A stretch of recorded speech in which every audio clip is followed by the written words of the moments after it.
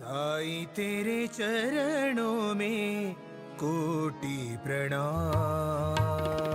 साई तेरे चरणों में कोटि प्रणाम। साई तेरे चरणों में कोटि प्रणाम। साई तेरे चरणों में कोटि प्रणाम। शरण में ले लो साई प्रभो। शरण में ले लो साई प्रभो। शरण में ले लो साई प्रभो। शरण में ले लो साई प्रभो। नमस्कार मेरे प्रिय आत्मन और पूरे विश्व के साई के निश्चिंत भक्तों, मैं आपको प्रणाम करता हूँ। लेकिन इस बात के लिए मैं आज बहुत खुश हूँ कि साई क्रिया आप सब कर रहे हो और साई ध्यान के प्रति आप निकल रहे हो। ये हमने प्रारंभ किया है और हम इसको जारी रखेंगे। यही गुरु मंत्र लेके हम जीवन में कुछ क्रांति करना चाहते हैं और इसलिए हमने कहा है कि कुछ कर गुजरने के लिए मौसम नहीं मन चाहिए, साधन तो जुट जाएंगे, संकल्प का धन चाहिए और संकल्प है हमारा साई ध्यान और साई क्रिया। लेकिन इसके बावजूद हमारी जिंदगी में खुशी, यह हमारे लिए सबसे महत्वपूर्ण भाग है। इस विषय के लिए हमें बाहर आनंद ढूंढना नहीं है, आनंद तो हमारे अंदर है, हमें बाहर ढूंढने की क्या जरूरत है। एक गांव में एक ऐसी सभा हुई और उस सभा में तय हुआ कि आनंद ढूंढना है। हर कोई बाहर ढूंढने लगा।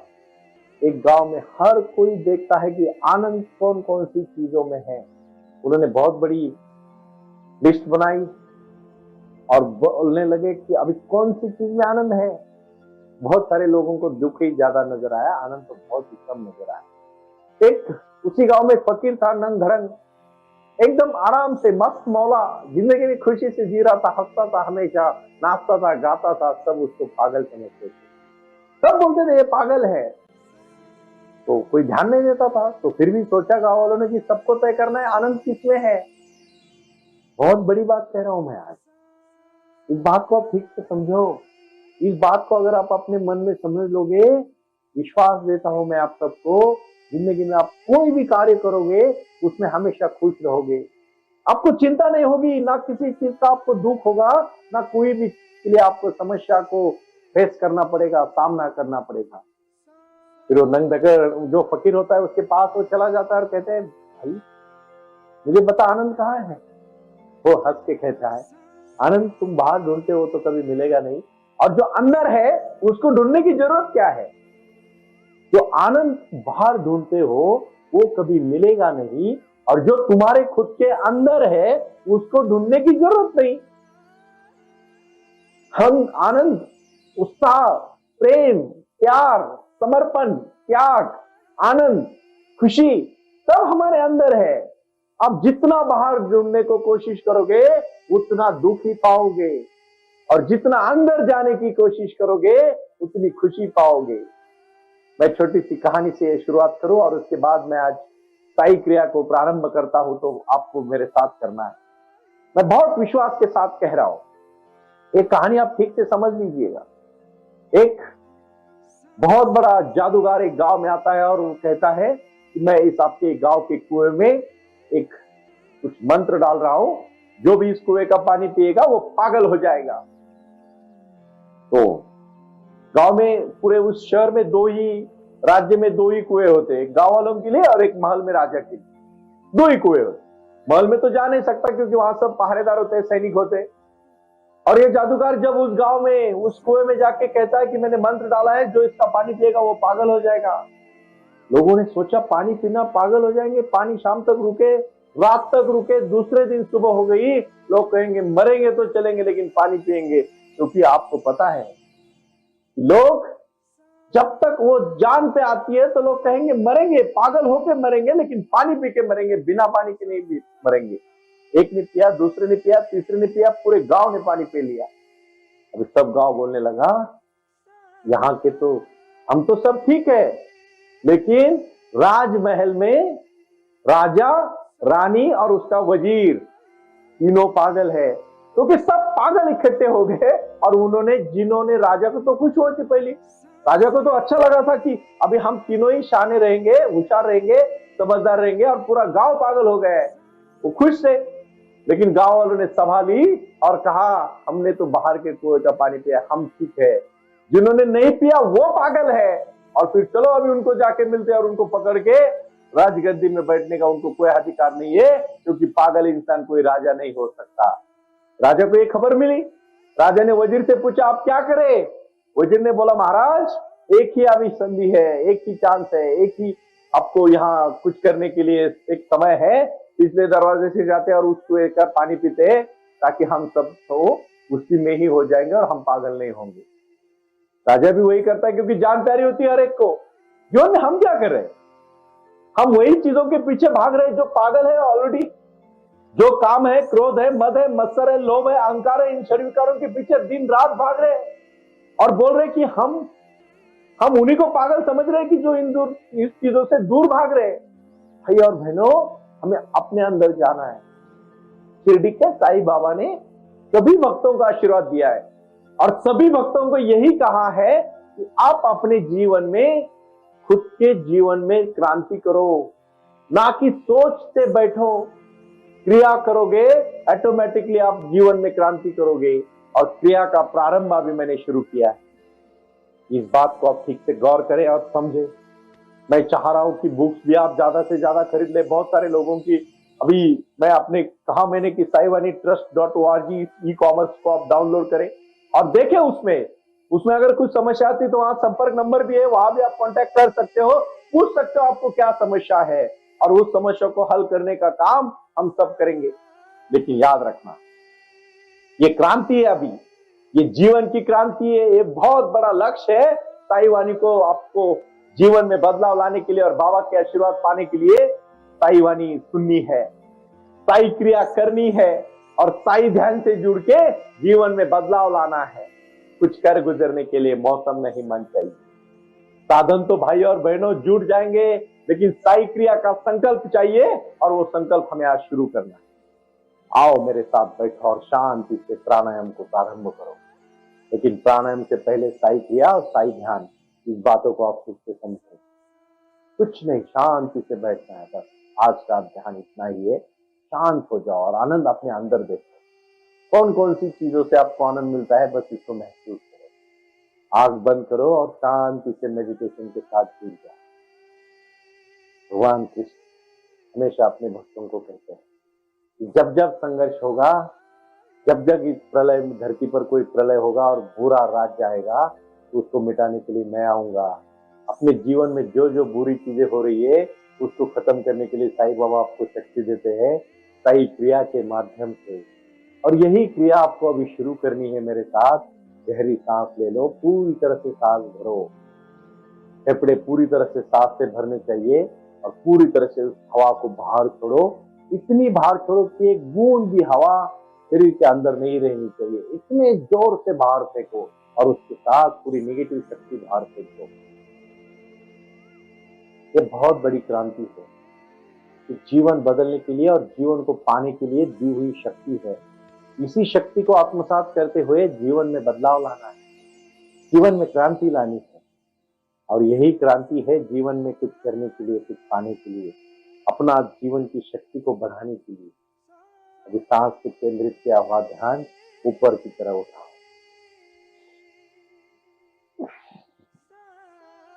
पूरी तरह से शांत बैठ जाओ। कुछ भी मन में विचार आए सिर्फ सजगता की तरफ देखो। और आज मैं एक ही बात कहना चाहता हूँ, ये पूरी तरह से वीडियो को आप देखो। 5 मिनट का वीडियो आगे, इस वीडियो को आप शांति से एक बार फिर से देखना है, क्योंकि अभी साई ध्यान करते समय आप ध्यान में प्रवेश कर रहे हैं।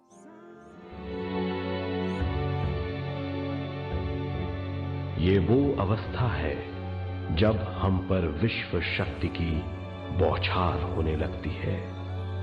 हम जितना ज्यादा ध्यान करेंगे उतनी ही ज्यादा विश्व शक्ति हमें प्राप्त होगी।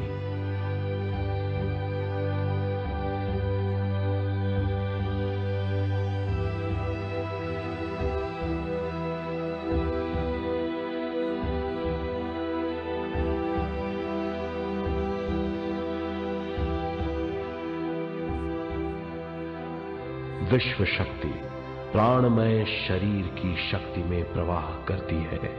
शक्ति से भरा हुआ शरीर प्राणमय कहलाता है।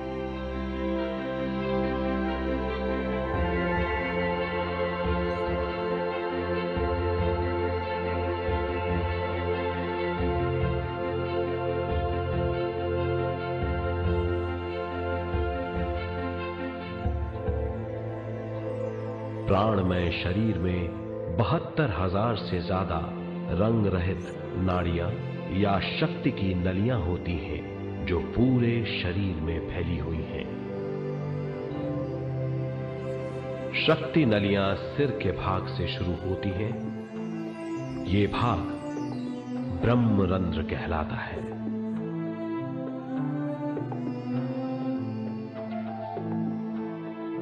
ये नलियां सारे शरीर में पेड़ की जड़ों और डालियों की तरह फैली हुई हैं।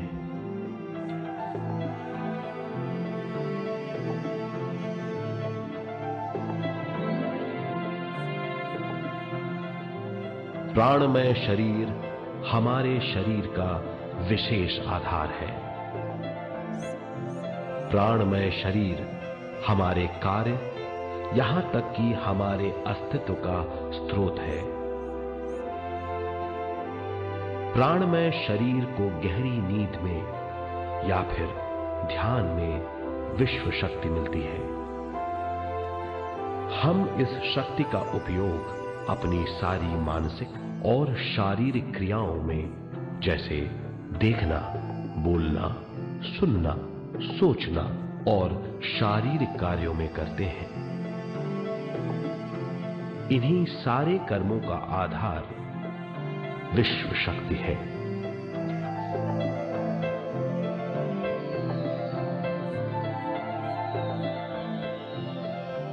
विश्व शक्ति का बहाव केवल हमारे विचारों पर आधारित है।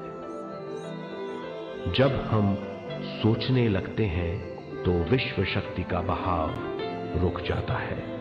मतलब यह है, हमारा सोचना विश्व शक्ति का बांध है।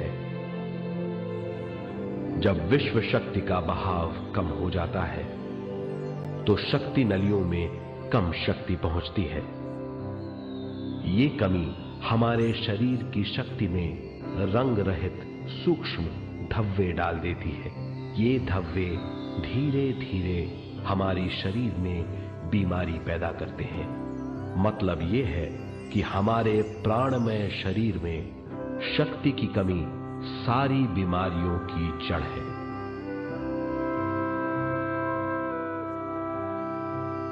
ध्यान से हमें बहुत बड़ी मात्रा में विश्व शक्ति मिलती है। ये हमारी शक्ति नलियों के जरिए सारे शरीर में पहुंचती है। जब विश्व शक्ति बहुत बड़ी मात्रा में शक्ति नलियों में बहने लगती है तो रंग रहित सूक्ष्म धब्बे मिट जाते हैं, और जब ये धब्बे साफ हो जाते हैं तो हम सारी बीमारियों से मुक्त हो जाते हैं।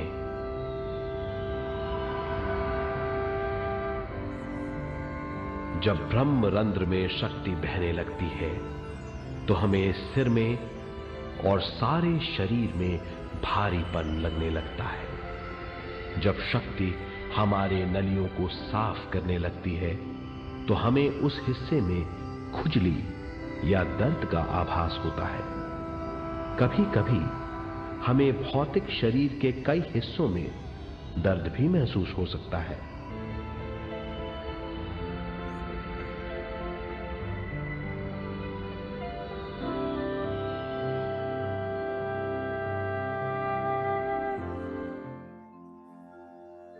साई वाणी के सब शिक्षक आपको पूरी तरह से ये टेक्निक सिखाएंगे। आपको शिविरों में भी आना है। हर दिन शिविरों का शेड्यूल बन जाएगा और इस क्रांति के लिए अभी आपको जुड़ना है, लेकिन इस क्रांति से पहले आपको अभी शिविरों के साथ जुड़ के एक नया बदलाव लाना है। नई घड़ी, नए जीवन का नया सौराष्ट्र, जीवन का एक सुंदर ऐसा राष्ट्र बनाने के लिए हमारे मन को हमें आनंदित और प्रफुल्लित करना है। मैं गुजरात में सौराष्ट्र में जा रहा हूँ। वहां के मेरे मित्र नीरज बारोट जी मुझे पूछ रहे थे, सुनील जी हम गुजरात के लोग बहुत साई के भक्त हैं, नीरज जी, मैं इतना ही कहना चाहता हूँ, पूरे विश्व से सब साई के भक्त है, मैं हर जगह पे आऊंगा। वो आए और आकर चले गए, मौन रहे और कुछ कह गए। कुछ था जो बिन बाटे ही बढ़ गया, जल उठे दिए और अंधेरा झट गया, जल उठे दिए और अंधेरा झट गया। बारामती का जो सेंटेंस बनाया है वो भी मैं पूरी तरह से आज आपको जो नए कार्य चल रहे हैं वहां के वो दिखाने का प्रयास करूंगा। शायद आपको मेरी आवाज वहां की नहीं आएगी, लेकिन आप सब वीडियो अलग अलग एंगल से मैं बना रहा हूँ, क्योंकि इसी कार्य से अभी आपको जुड़ना है। यही साई का परम धाम बन रहा है पूरे विश्व में, जहां हमें मेडिटेशन करना है। 20,000 स्क्वायर फुट का बहुत बड़ा हॉल उधर बन रहा है, आपको आना है और साई का ध्यान करना है। मैं बालाजी से विनती करूंगा, ये वीडियो पूरी तरह से जितने भी वीडियोस बनाए हैं वो सब आप यहां से आगे दिखाएं।